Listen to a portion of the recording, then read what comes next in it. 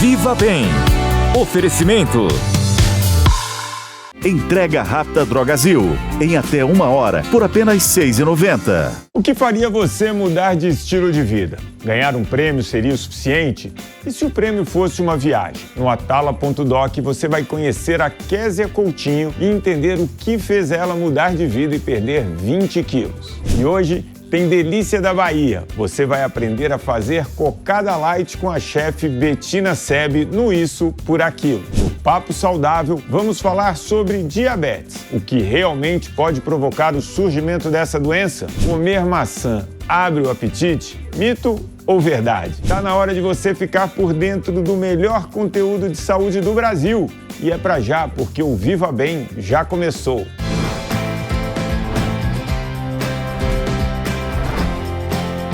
Jovem Pan Viva Bem, com Márcio Atala.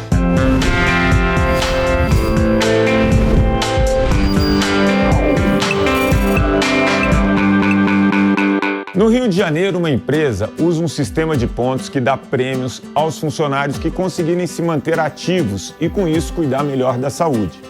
O que você acha dessa ideia? Seria suficiente para você perder alguns quilinhos extras?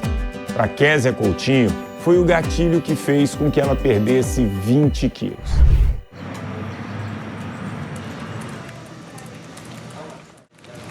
Eu acho que a gente acaba entrando muito nessa pegada de preciso trabalhar, né? E aí a gente acaba deixando coisas importantes relacionadas à saúde, ao bem-estar mental, físico, sempre para segundo plano, com a muleta de que não temos tempo. E aí, pensando nisso, em termos de saúde, você se sente confortável com a vida que você leva hoje, com as rotinas que você pratica, ou você deixa a sua rotina diária consumir todo esse tempo que você poderia dedicar para você?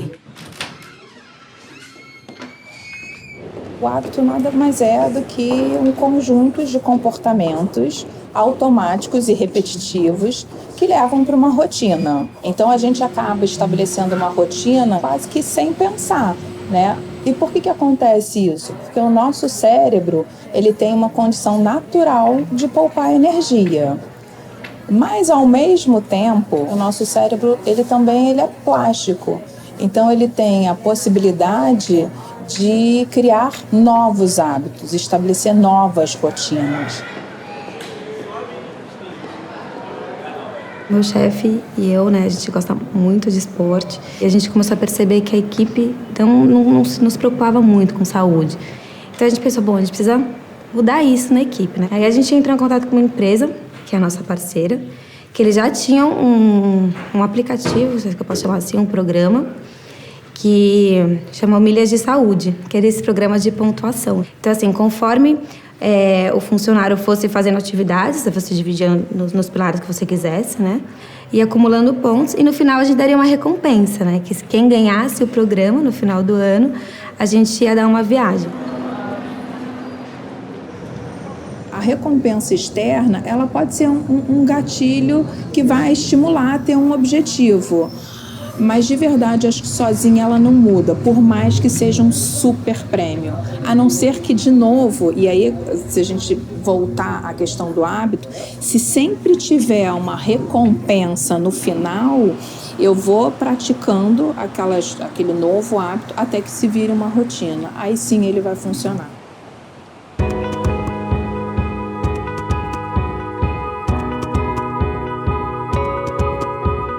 Normalmente eu corro entre 5 e 9 quilômetros, depende do treino, do dia. Depois que eu corro, né, faço a sincronização do celular e como a gente precisa fazer a comprovação no site de Milhas de Saúde, eu dou um print na tela, que é a forma de comprovar a distância que eu percorri. É assim que eu somo o ponto, subi o arquivo, registro a atividade. A Késia, em específico, ela se animou, começou a fazer atividade física todos os dias. E ela foi indo, e ela emagreceu 20 quilos. Assim, né? 20 quilos. E hoje em dia, ela faz porque ela gosta daquilo, é paixão por aquilo. Um ano depois, eu ouço das pessoas dizendo assim: nossa, como você mudou, como você tá paciente, você não tá tão estressado. E eu tenho certeza que foi essa readaptação, né, na minha vida. O programa refletiu não simplesmente pela recompensa, né? No ano passado eu não ganhei a viagem, não fui a primeira colocada. Mas eu ganhei tantas coisas que para mim são muito mais importantes, né? Que é conseguir trabalhar com alegria, com disposição, né? O trabalho flui melhor. E para quem pensa que emagrecer é a melhor coisa que o exercício físico pode fazer para o seu corpo, precisa entender que o cérebro é o maior beneficiado. There are 3 ways in which exercise is so powerfully important for your brain. Number 1, it has immediate positive benefits for your brain and cognitive function. It improves your mood because dopamine and serotonin and neurotransmitters like noradrenaline are increasing in your brain right after, during, and after exercise. It also improves your focus, dependent on the prefrontal cortex right behind your forehead, and it improves your reaction time so you can catch the cup of coffee before it drops off the table. If you continue the exercise, it literally changes the brain's anatomy, physiology, and function in 2 very important ways. So there is a key structure important for memory called the hippocampus. And exercise is actually stimulating the birth of brand new brain cells in the hippocampus. And animal studies show that it actually improves memory function.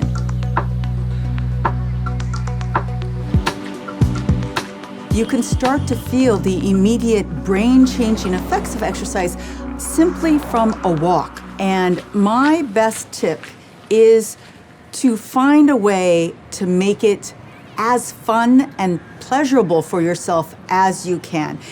Do something fun at home. Have a pillow fight with your family. One of my favorites is all alone, so nobody can see you. Take your favorite song, the song that really makes your foot tap, and dance to it. All by yourself, like nobody's looking. Dancing to your favorite song is a wonderful way to get your heart rate up. So make it fun. It'll allow you to start feeling that exhilaration and that positive effect of exercise.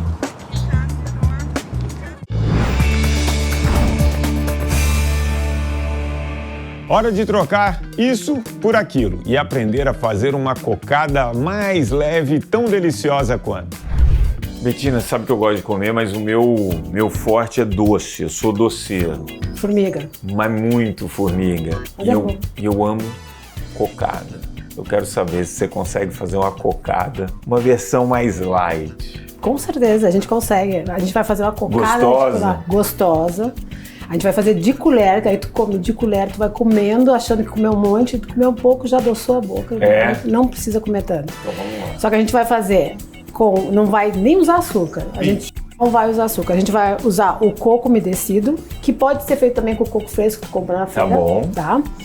A gente vai usar o creme de leite, porém o creme de leite desnatado, leve. Tá. Que aí tem uma redução de gordura. E de calorias. De calorias. E a gente vai usar o leite condensado semi-desnatado. Tá também bom. Que tem uma redução de calorias e também tem uma redução de gordura. Tá bom. Só que a gente vai fazer de colher, porque tu vai comendo mais devagar. Tá. E a gente vai salpicar a chia. Tá. É a branca, né? E a chia também, fonte de proteína, de fibra, ficou bem. Quero ver se vai ficar gostosa. Vai ficar poá e deliciosa. Primeira coisa, que tem mais ou menos uns 150 gramas de coco. Tá. Aqui é o creme de leite leve. É uma caixinha. Tá bom. De creme de leite leve. A gente tá usando uma panela antiaderente. Por quê? Pra não precisar pôr óleo? Não precisa óleo, não precisa manteiga, não precisa nada. Tá. Então, geralmente, para fazer uma comida saudável, light, a gente sempre usa todas as panelas antiaderentes para não precisar usar gordura ou gordura extra, né? Sem necessidade. E aqui tem uma lata de leite condensado semi-desnatado, que tem em torno de 380 gramas, 395 gramas. Agora a gente mistura bem. E ela é legal de fazer porque tu coloca no fogo, tu tá fazendo um almoço e tu coloca no fogo e deixa ela ir reduzindo. Só vai mexendo de vez em quando. Então ela é fácil, rápida, prática. Não precisa ficar mexendo e light. o tempo todo. Não, ainda mais que a panela antiaderente. Até ficar, inclusive, no ponto que tu gosta de comer de colher, como se fosse um brigadeiro, sabe? Entendi. Agora eu vou levar pro fogo e rapidinho tá pronto. Boa.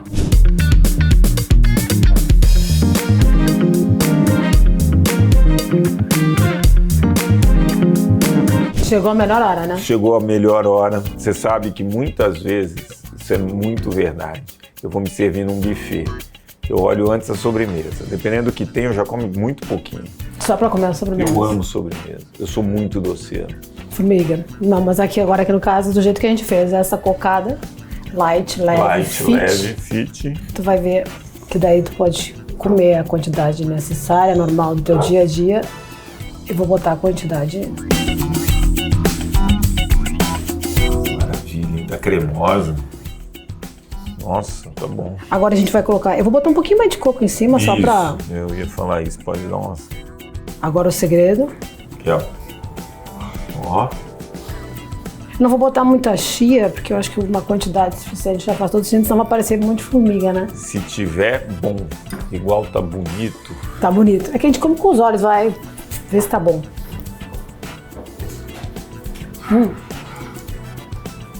É muito bom e não é doce. Precisa mais doce que isso? Não, muito bom. E tu viu que a gente quebrou com um pouquinho de creme de leite leve, né?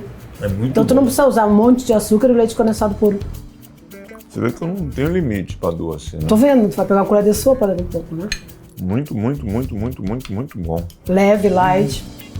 Espetacular. Sem dor, não, consciência, pode comer. Se você é, como eu, doceiro, né, mas precisa diminuir a quantidade de açúcar, espetacular essa receita. Super recomendo. Parabéns. Muito obrigada. Muito bom. Os caçadores de mito querem saber: comer uma maçã abre o apetite? E agora, será que é mito ou verdade? Eu te conto já já.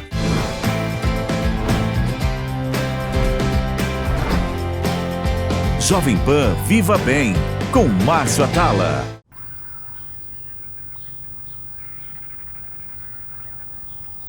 Tem horas que não dá para você sair de casa.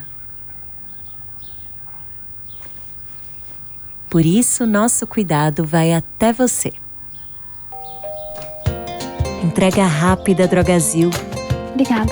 Em até 1 hora por apenas R$ 6,90. Peça pelo nosso app.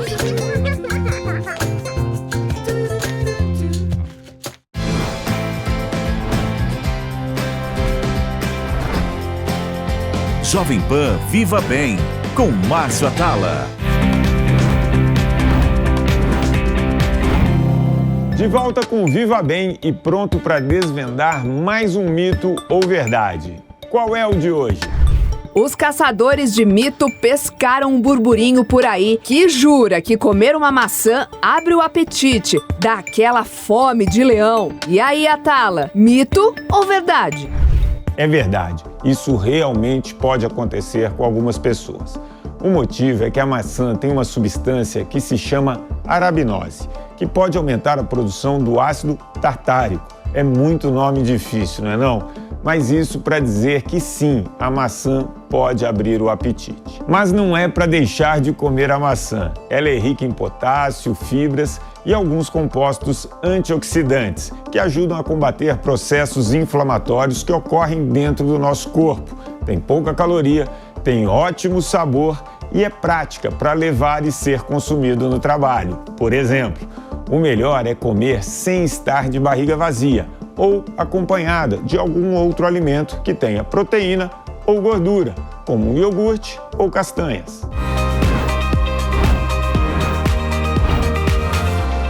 Uma doença silenciosa e perigosa. Assim é o diabetes tipo 2. Mas como se pode evitar que ela apareça? Hoje eu vou conversar com o endocrinologista Dr. Roberto Betti, doutor em Ciências pela Faculdade de Medicina da Universidade de São Paulo e diretor clínico do Hospital Alemão Oswaldo Cruz. Doutor Roberto, prazer recebê-lo. Prazer é todo meu. Muito obrigado pelo convite. Olha, vou te falar uma coisa, doutor Roberto. Diabetes mereceria a gente ficar um dia inteiro conversando. E eu começo com uma relação que as pessoas costumam fazer muito. açúcar provoca diabetes. Existe essa relação direta ou o açúcar indiretamente, de alguma maneira, pode contribuir, mas não é a causa? Não é a causa, é uma ação indireta. O que causa o diabetes é o aumento de peso, é a obesidade, é o excesso de peso. Então, não só o açúcar faz parte da alimentação, mas a farinha, a gordura. Então, todos esses alimentos levam você a ganhar peso, né? Mas atribuir somente ao açúcar é um erro. É uma dieta hipercalórica, sim, então, que faz com que você acumule peso ao longo dos anos. Isso contribui. Contribui para você desenvolver diabetes. E a atividade física? Principalmente quando for associado ao sedentarismo. Tá. A atividade física é fundamental.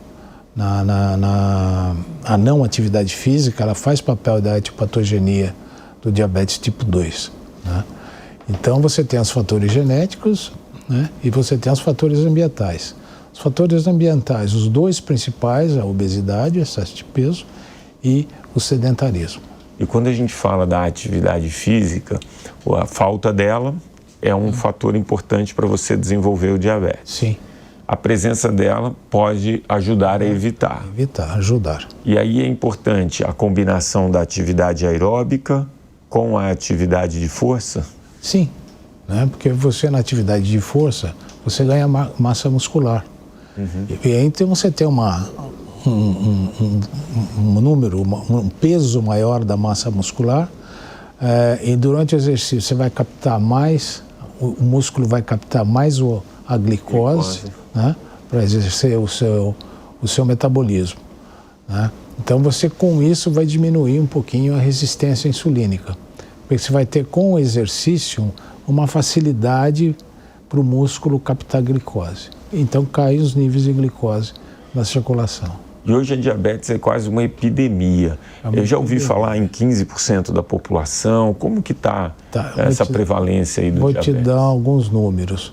Hoje nós temos, pela International Diabetes Federation, em torno de 574 milhões de pessoas no mundo com diabetes.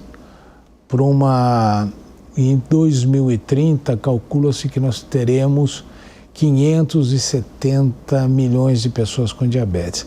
A incidência média é de 8% da população. Uhum. Aqui no Brasil, de 7% a 8%. Não é esse número tão elevado, ainda bem.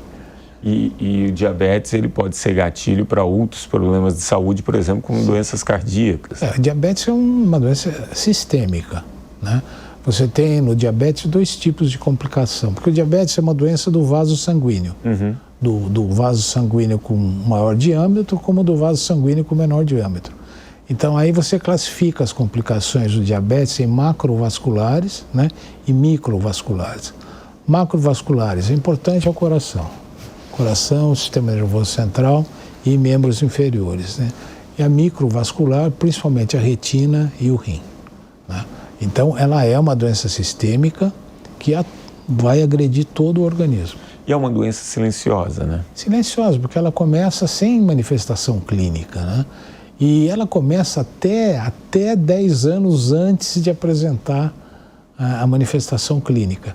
Então é muito comum, no diabetes tipo 2, do tipo 1 não, que é uma doença de início abrupto, ela é rápida. Quando o indivíduo fala eu sou diabético, ele já tem uma complicação crônica. Principalmente a neuropatia diabética. Ele relata que formigam os pés, né? Alteração de visão, embaça a visão. Então você já pode encontrar uma neuropatia ao diagnóstico e também até uma retinopatia ao diagnóstico. Aí, antes da pessoa se tornar diabética, ela é um pré-diabético. Sim. Né? Um pré-diabético, então, a glicemia ultrapassou ali o 99, tá ali perto de 120, 126, né? 126 já é diabetes. E aí, quando ela está nessa faixa pré-diabética, qual o melhor tratamento? O melhor tratamento? Ela consegue reverter com o estilo de vida? Consegue. Teve um estudo americano, um grande estudo americano, me perdoa, não me lembro o nome, que vários estudos ocorreram com drogas, com uma série, mas o que funcionou foi mudanças de hábitos de vida, né? Uma perda de 5% do peso, né? E uma atividade física 5 vezes por semana e de 30 minutos de você caminhar. Pode ser uma atividade moderada. Moderada. O importante é a regularidade. A regularidade é você ter regularidade nessa sua atividade física. Então, nessa prevenção do pré-diabetes, entre aspas, ao diabetes, o que mais funcionou foi a perda de peso e a atividade física, do que as medicações. Quando a gente fala de perda de peso, a gente já falou que a atividade física é importante, mas aí tem outros 2 fatores que também são muito impactantes em relação a ganho de peso: alimentação e sono. Vou começar pela alimentação.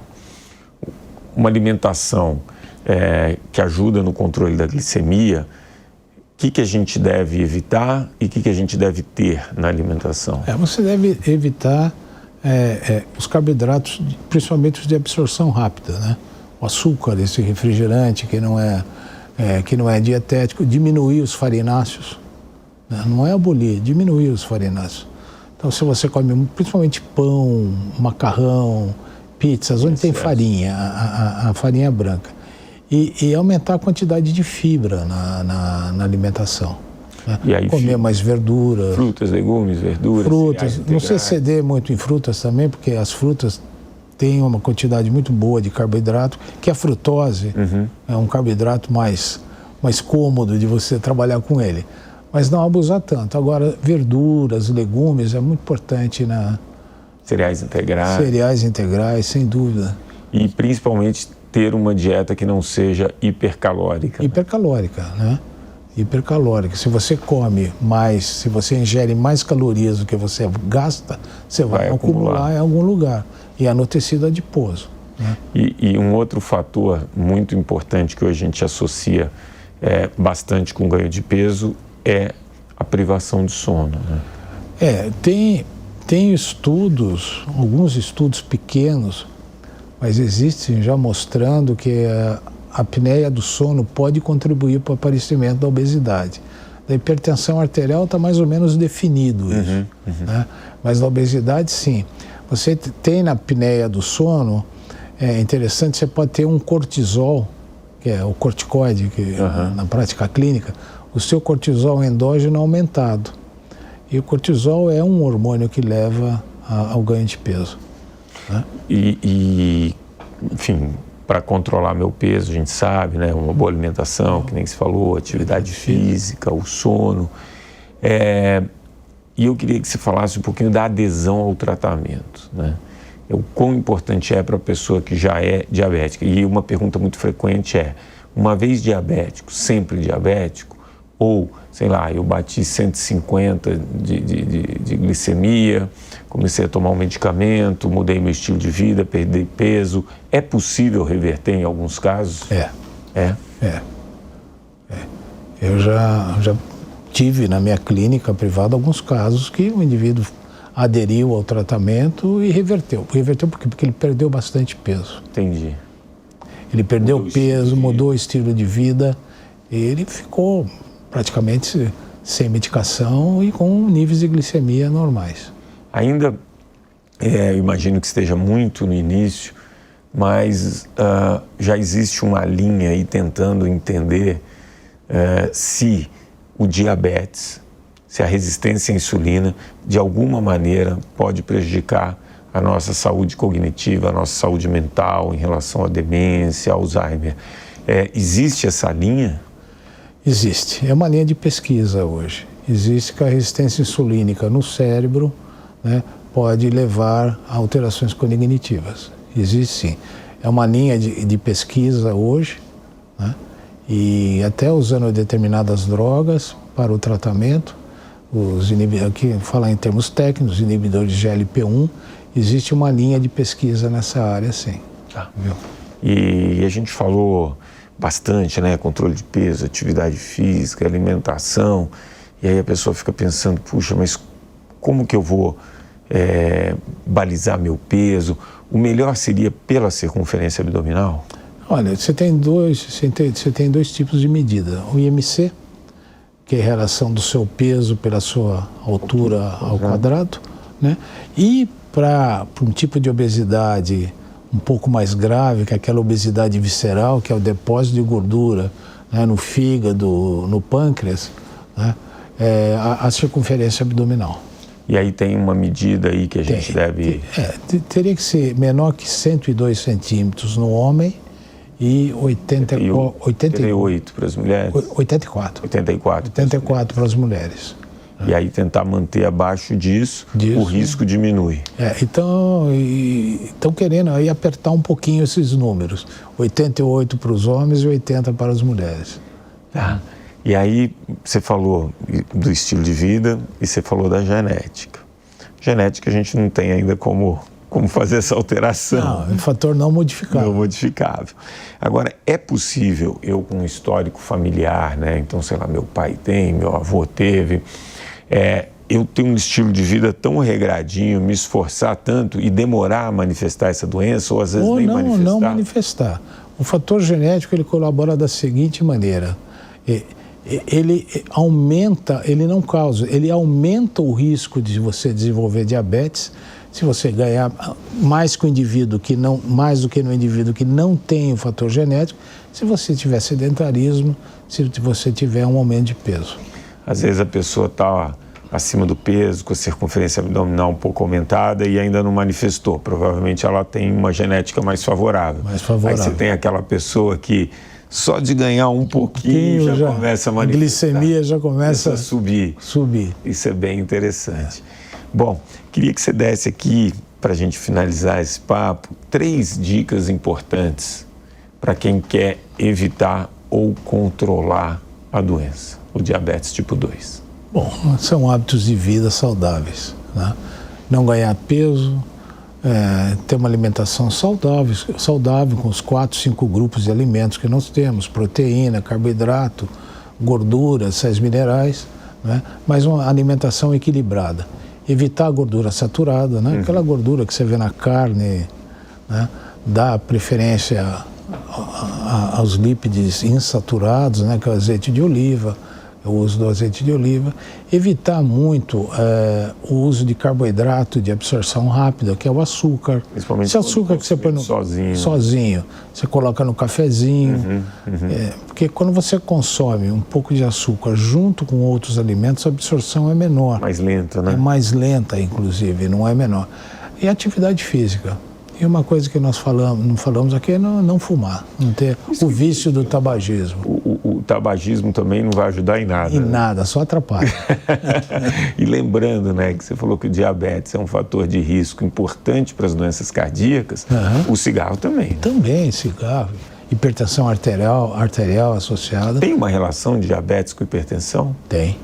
Os diabéticos têm probabilidade de ter mais hipertensão do que o não diabético. Uma relação direta. Então o autocuidado é fundamental. É fundamental. Você falou em termos do tabagismo, nós precisamos lembrar que há 30 anos atrás, quando teve aquela campanha nos Estados Unidos contra o tabagismo, a indústria do tabaco migrou para a indústria de alimentos, né? Houve essa migração. E o mesmo tipo de propaganda para viciar o indivíduo no cigarro, eles usaram para viciar o indivíduo na comida, né? Na alimentação. Agora tem que tomar muito cuidado nas redes sociais com soluções fáceis, né, e milagrosas para você baixar sua glicemia e etc. Olha, o que eu diria é o seguinte, muito cuidado. Qualquer coisa que você vai falar, qualquer opinião que você vai dar, ou qualquer coisa que você vai propor, precisa de evidência clínica. Você precisa ter evidência de que aquilo de fato é real. Você tem que ter um estudo clínico que mostra, olha, esse produto é bom para essa finalidade, né? Agora, os indivíduos pensam, falam cada absurdo aí em rede social. Tem muita receitinha caseira. Receitinha caseira que, olha, não funciona. Não funciona. Eu me lembro, aí foi com diabetes tipo 1, mas foi há muitos anos atrás, uma senhora que deu entrada com o filho no pronto-socorro com diabetes tipo 1 e o menino veio a óbito, porque um curandeiro da vida aí falou, não, você vai tomar isso aqui, pode parar de tomar insulina. Que isso. Tem que ter um cuidado. Muito cuidado com rede social. Muito cuidado. Bom, super obrigado, foi um prazer bater esse papo. Quero trazer depois novamente aqui para a gente discutir um pouco essas questões hormonais, que hoje também está cheio de gente aí brincando com os hormônios. Eu acho que isso pode trazer certos problemas. Bastante perigoso. Principalmente nas academias. Doutor Roberto, muito obrigado. Tenho certeza que quem assistiu aqui agora já tem bastante informação para praticar esse autocuidado. Eu que agradeço a oportunidade. Muito obrigado, foi um prazer. E aí, anotou tudo? Ou já esqueceu metade do que aprendeu hoje? É muita informação mesmo, mas não tem problema, porque você assiste tudo de novo no YouTube da Jovem Pan News ou escuta tudinho no Spotify. Só procurar por Viva Bem com Márcio Atala e passar a seguir a nossa playlist. Semana que vem, nosso encontro está confirmado. Até lá!